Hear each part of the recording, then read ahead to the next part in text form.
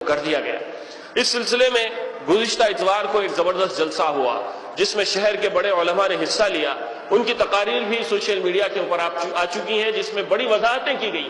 اخبارات میں بھی اس سلسلے میں بہت ساری معلومات آ رہی ہیں جس سے پتہ چلتا ہے کہ وقت کا ایک یہ نیا فتنہ ہے،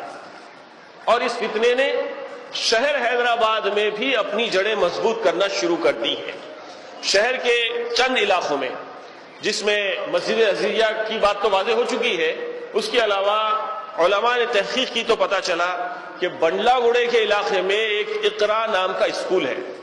اس اسکول میں 2 ٹیچرز کام کر رہے ہیں۔ وہ ٹیچرز بھی شکیل بن حنیف کے ماننے والے ہیں اور بڑے پابند ہیں، بڑے ہارڈ ورکر ہیں، بہت محنت کے ساتھ بچوں کو پڑھاتے ہیں۔ وہاں جا کر علماء نے جب تحقیق کی تو بتایا گیا کہ ہمارے اسکول کے بہت ہی محنتی ٹیچرز ہیں، بہت ایماندار ہیں، بہت محنت سے بچوں کو پڑھاتے ہیں،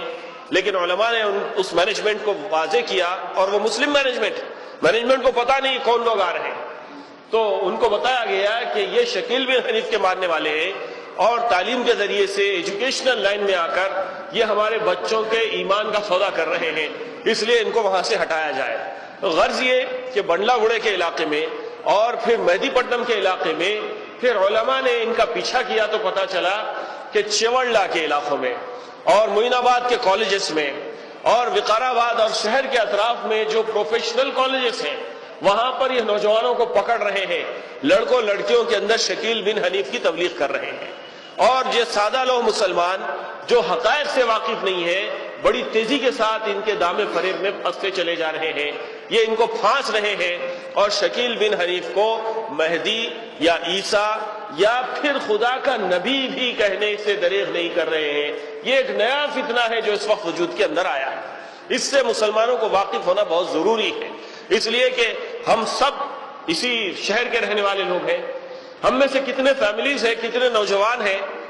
جو باہر اطراف و اکناف کے کالجز میں ہمارے نوجوان پڑھتے ہیں، ہزاروں کی تعداد میں نوجوان پڑھتے ہیں، اور ہم کو پتہ نہیں چلتا کہ وہاں کون سے فتنوں سے ہماری یہ نئی نسل نبردآزما ہو رہی ہے، ان کے جال میں پھنس رہی ہے۔ اس لیے جو بڑے حضرات ہیں وہ بھی اچھی طرح سے سنیں، اپنے نوجوانوں سے دریافت کریں کہ کیا وہاں پر ایسی کوئی سرگرمیاں ہو رہی ہیں کالجز کے اندر اور یونیورسٹیز کے بعض علاقوں کے اندر۔ کئی فتنے ہیں اس وقت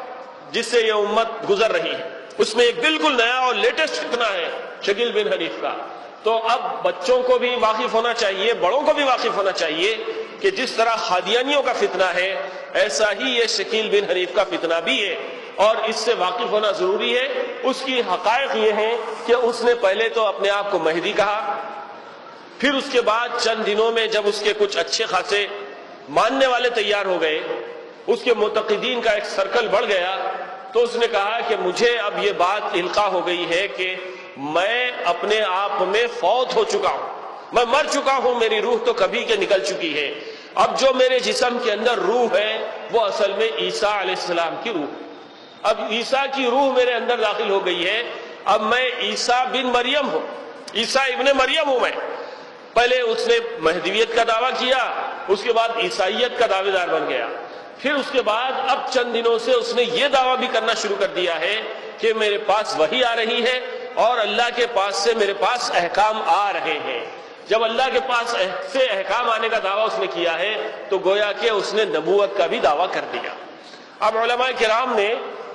احادیث کی روشنی میں حضرت مہدی کی جو